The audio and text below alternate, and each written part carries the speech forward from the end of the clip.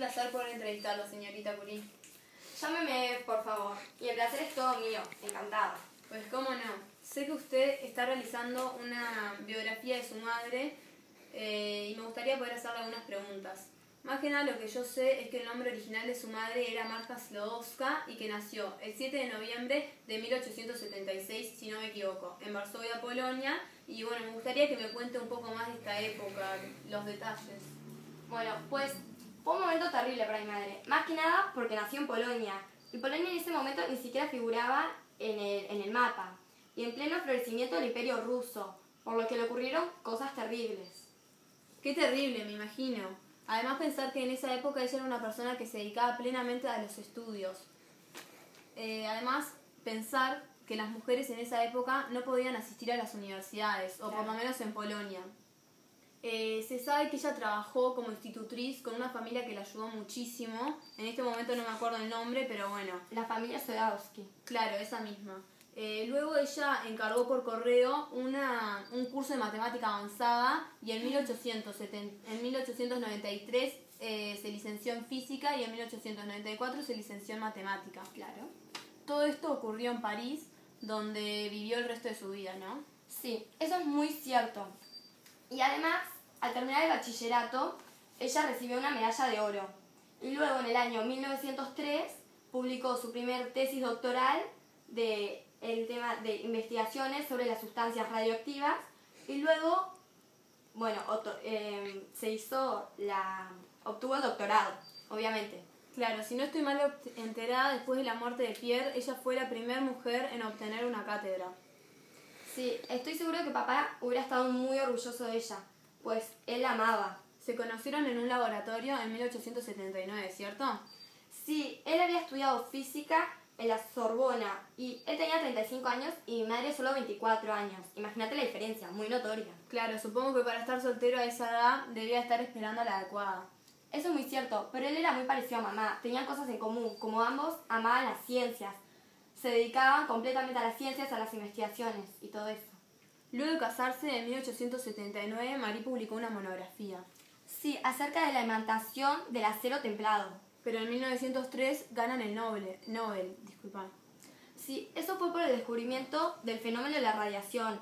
Lastimosamente, Marie, mi madre, no fue a retirarlo, y eso se debe a una depresión. Bueno, porque ella, lastimosamente, tuvo un aborto espontáneo que había padecido recientemente. Claro, ¿cómo fue que llegaron a compartirlo con Anthony Henry Becquerel? Becquerel había descubierto que las sales uráneas emitían rayos de la naturaleza desconocida. De hecho, mamá fue la primera en utilizar el término de la radioactividad. Ellos se dieron cuenta de que era un nivel de radiación anormal, mucho mayor que la del uranio. Mucho. Por supuesto, experimentaron con persplenda primero, si no me equivoco.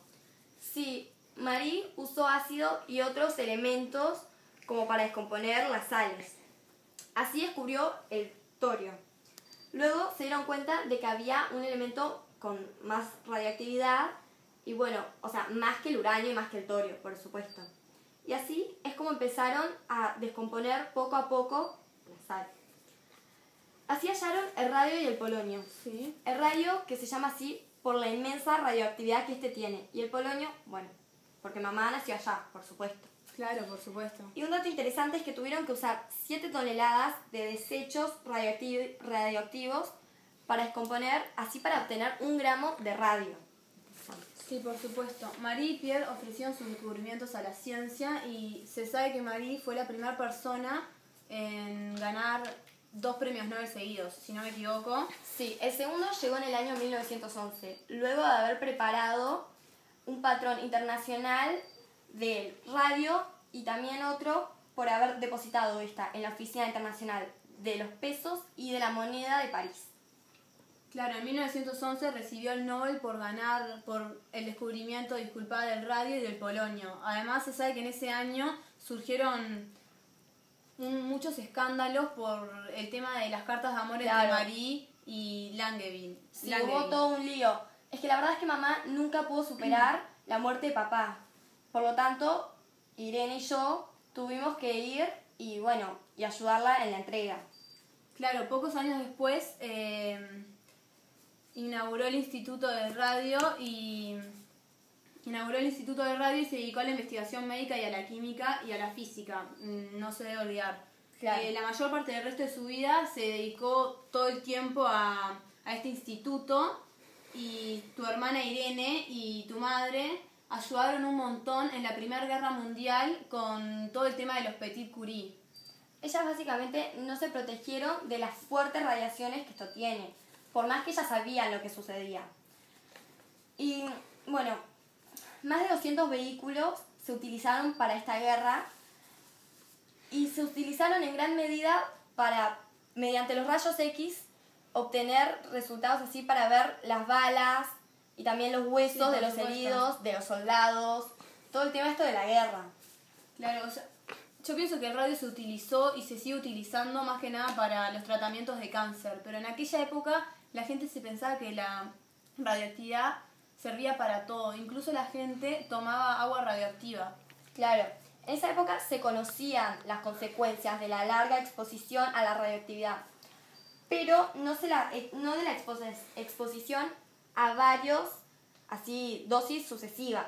Claro, mis padres y mi hermana lastimosamente sufrieron, consecuencias negativas de físicas, tipo, se notaban físicamente.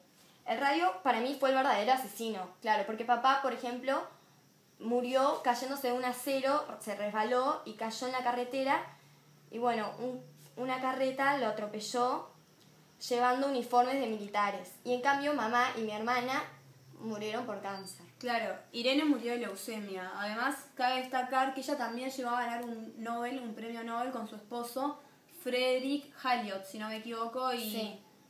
Bueno, yo personalmente no quería tener nada que ver con esto de la radioactividad. Por lo tanto, me dediqué a la escritura. Y con razón, el radio mató a su madre, ese polvo blanco, con una radiación 2 millones de veces mayor que la del uranio. Claro. Capaz de atravesar todo excepto una gran tabla o, ¿cómo se podría decir? Una gran plancha de plomo. Sí. Y bueno, a mí me parece que todo comenzó cuando el final se acercaba con los exámenes de sangre que revelaron que su fórmula sanguínea era normal. Luego sufrió fiebre y todo esto. Y eso fue lo peor, porque Claro. usted no sabe, ella nunca más se levantó de esto. Fue horrible. De algún modo ella ya tenía todo esto planeado, porque hasta ahí nos fuimos al sur de Francia. Y ella allá le diagnosticaron tuberculosis. Y yo obviamente estuve siempre apoyándola y todo. Y este tuberculosis al final no fue lo que tenía. Lo que tenía es que los glóbulos blancos y los rojos descendieron rápidamente, causándole alucinaciones. Claro, ella murió el 4 de julio de 1934 en el sanatorio San Celomos, si no me equivoco. Sí, eso mismo. Allá en Bajo Francia. bajo el nombre falso de señorita Pierre, para no ser molestada. Claro. Además, la causa de la muerte fue una anemia aplastica perniciosa de rápido crecimiento y con fiebre.